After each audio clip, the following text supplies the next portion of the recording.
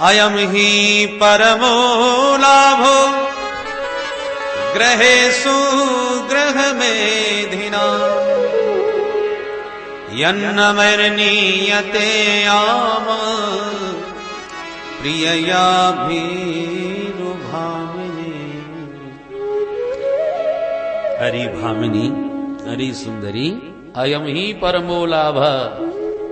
ग्रस्तों के पास बस यही एक विशेष लाभ है, बाकी तो झंझट ही झंझट है। इसलिए तुम्हें इस प्रकार से भयभीत नहीं होना चाहिए।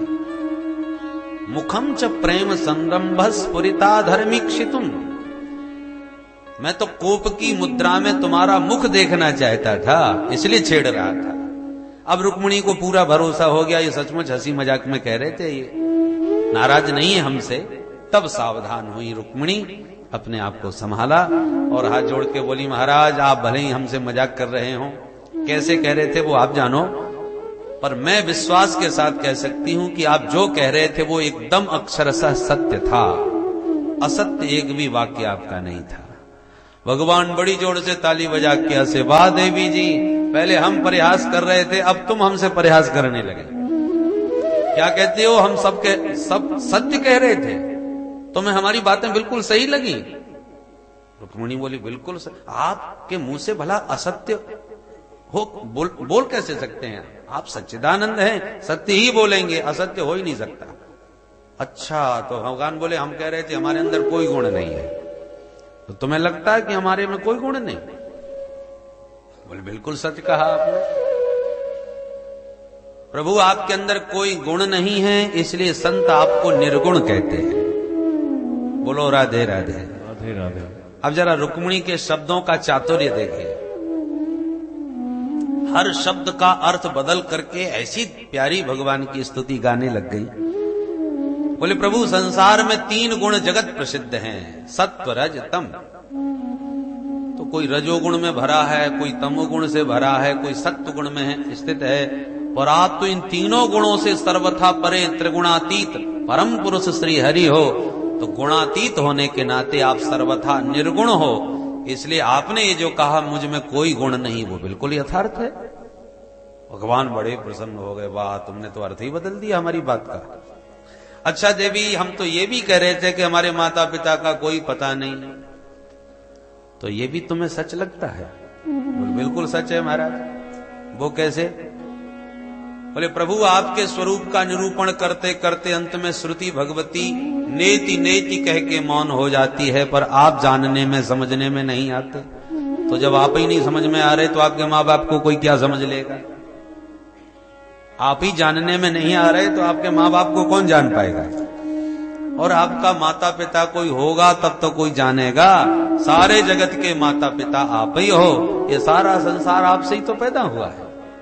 इसलिए आपका ये कथन भी पूर्ण सत्य है कि मेरे माता पिता का कोई पता नहीं, क्योंकि कोई है ही नहीं। भगवान बड़ी जोर से हंसे, वाह ये भी अर्थ बदल दिया बिल्कुल। तो देवी जी, हम तो ये भी कह रहे थे हम नंबर 1 के चोर हैं। बोले, बिल्कुल ठीक कहा सरकार, आप तो हो ही हरि। हरि का मतलब ही है हरति, हरने वाला, और आप केवल माखन मिश्री थोड़ी हरण करते हो। अनेक जन्मार्जित पाप चौरम चौराग्रगण्यम पुरुषम नमामि। चोरों के सरदार हो, हरि हो, क्योंकि जो शरणागत हो जाए, जो आपकी कृपा की दृष्टि के सन्मुख आ जाए, तो सन्मुख हो ये जीव मोहि जमहि। एक बार जो जीव आपके सन्मुख हो जाए, एक जन्म के नहीं, जन्म कोटि अघ, करोड़ों जन्मों के जितने भी उसके अघ हैं, पाप हैं, पल भर में आप चुरा लेते हो, सर्वथा कृपा दृष्टि से उसे निष्पाप बना देते हो। तो ऐसा चोर आपके अलावा और कौन हो सकता है हमारा? अर्थ रुक्मिणी ने अपने वैदुष्य से बदल दिए। भगवान बड़े गदगद हो गए, प्रसन्न हो गए। भगवान बोले, हम तो तुम्हारे भैया के डर से और शत्रुओं के भय से रणछोर बने, देखो समुद्र में घुसे बैठे हैं। रुक्मिणी बोली, सत्य कह रहे हो सरकार, जिन भक्तों का हृदय सागर पावन निर्मल स्वच्छ हो जाता है, जिसमें काम क्रोध आदि दुर्विकारों का कभी प्रवेश ही नहीं हो पाता, उन भक्तों के हृदय सागर के स्वच्छ समुद्र में ही आप द्वारकापुरी की तरह दुर्ग बना करके निवास करने लगते हो। जैसे हनुमान जी के हृदय में राम जी निवास करने लग गए। जासु हृदय आगार बसहि राम सर चाप धर। इसलिए गोस्वामी जी महाराज हनुमान जी को हृदय में बैठाते हैं। हनुमान जी को हृदय में क्यों? बोले राम जी को अकेला क्यों बुलावे, राम जी के भवन को ही बुला लेते हैं। हनुमान जी कौन है? चलते फिरते राम जी के भवन है। और हनुमान जी जब हृदय में बैठ जाएंगे तो सीताराम जी अपने आप ही हृदय में आ जाएंगे। पूरा मकान ही बैठा लिया। पवन तनय संकट हरन मंगल मूर्ति रूप, राम लखन सीता सहित हृदय बसौ सुरभूप।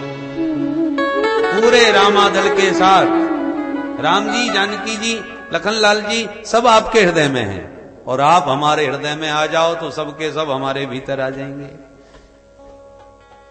तो इस प्रकार से जिन भक्तों का हृदय निर्मल पावन स्वच्छ हो जाता है, उन्हीं के हृदय में आप नित्य निवास करने वाले श्री हरि नारायण हो। इस प्रकार से रुक्मिणी ने जब सारे अर्थ बदल दिए तो भगवान गदगद होके बोले, रुक्मिणी आज मैंने तुमसे परिहास न किया होता तो तुम्हारी इस दिव्य योग्यता का मुझे तो कभी पता ही नहीं चलने वाला था। तुम इतनी पढ़ी लिखी हो, इतनी विदुषी हो कि तुमने हंसी मजाक की बातों को किस प्रकार गंभीरता में परिणित करके कैसी दिव्य मेरी स्तुति बना के खड़ी कर दी। गदगद होके रुक्मिणी की मुक्त कंठ भगवान महिमा गा उठे।